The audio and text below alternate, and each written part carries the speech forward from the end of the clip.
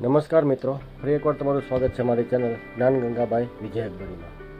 આપણે કાલના ટોપિક જે અધૂરો હતો ત્યાંથી આપણે ફરી શરૂઆત કરીશું કે આપણી જે અર્થવ્યવસ્થા જે છેલ્લા 3000 વર્ષથી ચાલી રહી હતી એમાં અચાનક જ આટલી બધું મોટું નુકસાન છેલ્લા 77 વર્ષથી જ્યારથી આપણે આઝાદ થયા ત્યારથી લઈને આ 77 વર્ષમાં ડોલર કેમ 87-88 સુધી પહોંચી ગયો એની આપણે આગળ વાત આપણે કરીશું આજે. હવે આપણે વાત કરીએ તો રૂપિયો કઈ રીતના મજબૂત થઈ શકે એ આપણે વાત કરવાની છે. આપણે પહેલાંના વિડીયોમાં પણ વાત થઈ હતી કે હાલ દુનિયામાં ડોલરનું રાજ છે. ડોલરથી જ બધી વસ્તુ તમે ખરીદી શકો છો. આપણે આ જૂના 2-3 વિડીયોમાં આપણે ડોલરની વાત કરી ચૂક્યા છીએ. તો એના વિશે બધા બ્રિક્સ દેશો પણ ભેગા થયા હતા વચ્ચે.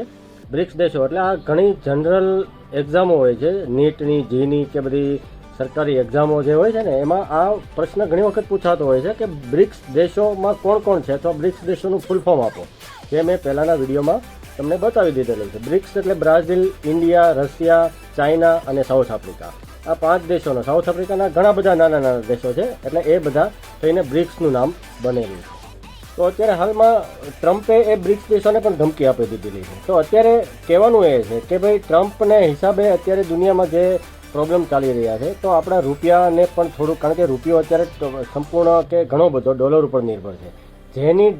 જેના રૂપિયાની કે જેના ચલણની ડિમાન્ડ વધારે હોય છે એનું નાણું પણ ઊંચું હોય છે. આ એક કોમર્સની કે કોમર્સમાં ભણતા લોકો હોય એને આ વસ્તુની વધારે ખબર હોય છે. જેમ કે આપણા મેન્યુફેક્ચર આપણું દુનિયામાં મોટું થવા મળે કે સૌથી વધારે બનવા મળે અને આપણું જે કરન્સીની ડિમાન્ડ દુનિયામાં કે ઇન્ટરનેશનલી વધવા મળે તો આપણું નાણું ઊંચું જાય. અત્યારે હાલમાં આપણે અમુક દેશોની વાત કરીએ તો તમે જાણો છો કે દિનાર કુવૈતનું નાણું છે. કુવૈત એક દિનાર બરાબર $3.25 છે. એટલે કે ડોલર નીચો છે દિનાર કરતાં, કે એક દિનાર બરાબર $3.25 બરાબર. તો આનો મતલબ શું છે કે કુવૈત છે એક ઓઇલ પ્રોડ્યુસ દેશ છે. એ દુનિયામાં સૌથી વધારે લોકોને આપે છે. એની ડિમાન્ડ ઓછી છે. શું કામ?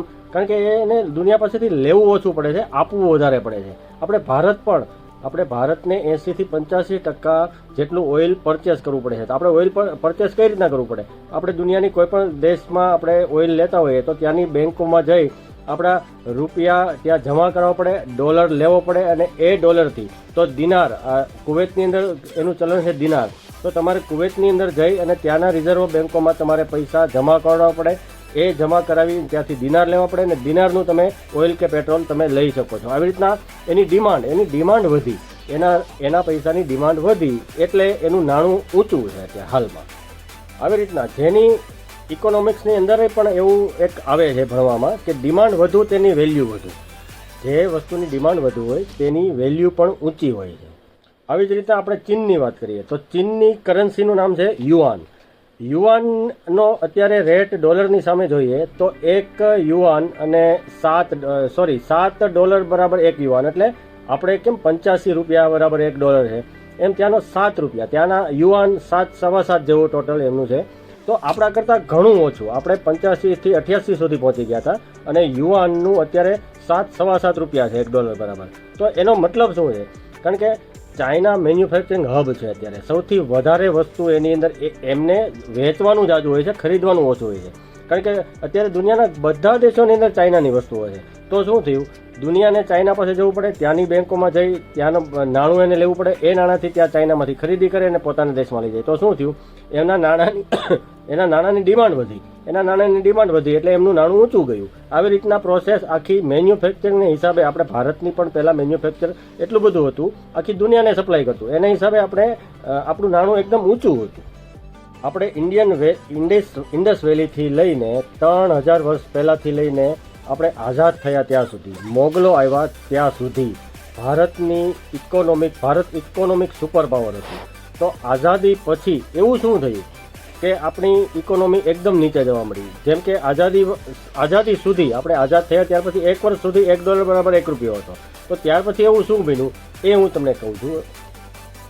આપણે આઝાદ થયા ત્યારે ત્યારની નેતાગીરી જે પણ કંઈ હતી એને એ બધાને અંગ્રેજોએ એવી જાળમાં ફસાવીને અહીંથી ગયા છે કે ત્યાર પછીથી લઈ અત્યાર સુધી ભારતને એકદમ યુદ્ધ અને ગૃહયુદ્ધ કે આવી બધી વસ્તુ આપણે રાજકારણ એમાંથી જ ઊંચું આવ્યું નથી. એના હિસાબે મેન્યુફેક્ચરમાં કે એમાં પણ ધ્યાન દેવાનું નથી. હવે તમે જુઓ 1947ની અંદર કાશ્મીરની સાથે આપણે લડાઈ થઈ હતી. કાશ્મીર માટે અત્યારે જે POK ને પાકિસ્તાન આગળ છે એમની લડાઈ થઈ હતી. 1960માં ચીન સાથે યુદ્ધ થયું હતું.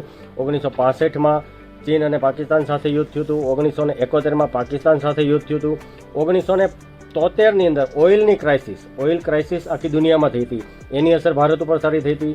1991માં ઇન્ડિયાના બધા બેન્કો કરપ્ટ થઈ ગયા હતા અને એની અસર ભારતના ઇકોનોમિક ઉપર બહુ સારી પડી હતી. 2008માં મોટા કૌભાંડો થયા હતા અને ગ્લોબલ માટે આખી દુનિયા માટે એક ફાઇનાન્શિયલ ખરાબ વર્ષ 2008 રહ્યું હતું. એની અસર ભારત ઉપર બહુ સારી હતી. 2013ની અંદર બહુ મોટા કૌભાંડો થયા હતા. જ્યારે કોંગ્રેસ સરકાર હતી ત્યારે બહુ મોટા કૌભાંડો થયા હતા. બહુ મોટી બધી રકમો એમના બહાર આવી હતી. એમની હિસાબે જ આખી એમની સરકાર થઈને 2014માં મોદી સરકાર આવી હતી. તો અને ત્યાર પછી આવ્યા પછી 2013માં કૌભાંડ થયા. ત્યાર પછી 2020ની અંદર આપણે કોરોના આવ્યો. કોરોનાની મહામારીથી આપણી ચલણને કે આપણે મેન્યુફેક્ચરિંગને બહુ બધો મોટો પ્રોબ્લેમ આવ્યો હતો. તો આમ આઝાદીથી લઈ અત્યાર સુધી 77 વર્ષમાં ભારત હંમેશા આવીને આવી વસ્તુઓમાં કંઈક ને કંઈક રચું રહ્યું છે. એના હિસાબે ભારતને કોઈ પણ વસ્તુમાં પ્રોગ્રેસ કરવાની કાંઈ પણ મોકો મળ્યો જ નથી. કારણ કે યુદ્ધ કરે તો પણ ખર્ચો થાય, બેંકોમાં પ્રોબ્લેમ આવે તો પણ ખર્ચો થાય, કૌભાંડો કોઈ પણ આવે તો ખર્ચો થાય. ચીન આપણી પાસેથી કેટલી બધી વસ્તુ લઈ ગયા, ચીન સાથે હંમેશા ઉલઝા રહીએ છીએ, પાકિસ્તાન સાથે ઉલઝા લઈએ, પ્રોબ્લેમ કંઈક ને કંઈક ચાલુ હોય છે. તો આપણે આ બધી વસ્તુમાં આપણો GDPનો બહુ મોટો ભાગ જતો રહે છે. એને હિસાબે આપણે દેશ ઉપર થોડુંક ભારણ પહેલેથી આઝાદી પછીથી ચાલુ જ રહ્યું છે હંમેશા. એમાં હવે બાકી રહી ગયું હતું તો ટ્રમ્પ આવ્યા અને આવીને સીધી ટેરિફ નાખવાની વાત કરી. H1B વિઝા અમે કડક કરી દેશું, અમેરિકનો માટે ઇન્કમ ટેક્સ ઘટાડી દેશું. તો શું થાય? ઇન્કમ ટેક્સ ઘટે એટલે ત્યાંના લોકો પાસે પૈસા વધે. એટલે એ લોકો વધારે ખરીદી કરે તો ત્યાં મોંઘવારી વધે. એને કાબૂમાં કરવા માટે ત્યાંની સરકાર શું કરે? ત્યાંની રિઝર્વ બેંકનું જે વ્યાજ દર હોય એ વધારી દે. હવે ત્યાંનો વ્યાજ દર એ વધારે તો શું થાય? હવે એક વસ્તુ એ થાય કે દુનિયાના બધા દેશો જેમ કે ભારત, હવે તમારે કોઈ પણ જગ્યાએ તમારે પૈસા ફિક્સમાં મૂકવા હોય તો તમે સૌથી પહેલી વસ્તુ શું જુઓ કે કઈ બેંક સૌથી સારું વ્યાજ આપે છે. તો દુનિયા પણ એ જોવે છે કે અત્યારે અમેરિકા સૌથી સારું વ્યાજ આપે છે. તો દુનિયામાંથી કે ભારતમાંથી પૈસો ત્યાં જવા મળે તો એ પણ અસર ભારતના રૂપિયા ઉપર થાય. એટલે આવી રીતના ભારતને આઝાદીથી લઈ અત્યાર સુધી સતત કંઈક ને કંઈક પ્રોબ્લેમો નડતા રહ્યા છે. અને એમાં સૌથી મોટું આપણું રાજકારણ. ભારતનું રાજકારણ એટલું હદે ખરાબ છે કે એમાં કોંગ્રેસ હોય, ભાજપ હોય કે કોઈ પણ હોય, બધા પોતપોતાનું જ કરે છે. દેશ હિત માટે કોઈ કરવા તૈયાર નથી. જો પહેલેથી દેશ હિત માટે વાત કે કામ કર્યું હોત તો અત્યારે ભારતની સ્થિતિ કદાચ આ ના હોત. તમે ચાઇનાનું ઉદાહરણ લઈ શકો છો. ચાઇનામાં સરમુખત્યારશાહી છે. છેલ્લા ઘણા વર્ષોથી ત્યાં ચૂંટણી નથી થઈ. શી જિનપિંગ એક જ એમના રાષ્ટ્રપતિ છે. કોઈ પણ નિર્ણય ત્યાં YouTube નથી ચાલતું, ત્યાં Facebook નથી ચાલતું, ત્યાં Google નથી ચાલતું. કોઈ પણ નિર્ણય લેવા હોય તો ત્યાંની સરકાર લોકોને પાળવા જ પડે છે. આ રીતના નિયમોથી દેશ હંમેશા આગળ રહે. અહીંયા તો ભારતની અંદર તો એક તો એવી આઝાદી છે, કોઈ પણ વિશે બોલી શકે, કોઈ પણ દેશ વિશે બોલી શકે, કોઈ પણ પાર્ટી વિશે બોલી શકે. આ બધા એકબીજામાં બોલવામાં ને રચવામાં જ સતત કાર્યશીલ રહે છે. એના હિસાબે દેશ ઉપર કંઈ લાંબુ ધ્યાન દઈ શકતા નથી. જો હવેની સરકાર અથવા હવે કોઈ એવા વ્યક્તિઓ આવે અને દેશની ઇકોનોમિક ઉપર કે મેન્યુફેક્ચર ઉપર જો ધ્યાન દેવાનું ચાલુ કરે તો આવનારા વર્ષોમાં હજી પણ ભારત સારું એવું ઇકોનોમિક પાવર બની શકે એવી ફૂલ ક્ષમતા ધરાવે છે. પણ કહેવાનું શું છે તે એમને સારી દિશા અને સારી રીતના ચલાવવાવાળું કોઈ જોઈએ. હવે આવી રીતના અલગ હું તમને નવા વિડીયામાં કંઈક બનાવતો રહીશ. હવે નેક્સ્ટ વિડીયો કદાચ એ રીતનો બનાવીશ કે ભાઈ અત્યારે જે શિક્ષણનો થોડો પ્રોબ્લેમ ચાલી રહ્યો છે બધાને, કે કોઈ પણ છોકરાઓને મોટી સ્કૂલોમાં બહુ મોટી ફી હોય છે, સરકારી સ્કૂલોમાં ભણાવવા હોય તો સરકારી સ્કૂલો એટલી બધી છે નહીં. આ બધાનું કારણ શું છે, એમાં કોનો મોટો ફાળો છે, એ બધી વાત આગલા વિડીયોમાં કરીશ. ત્યાં સુધી જય હિન્દ, જય ભારત, વંદે માતરમ.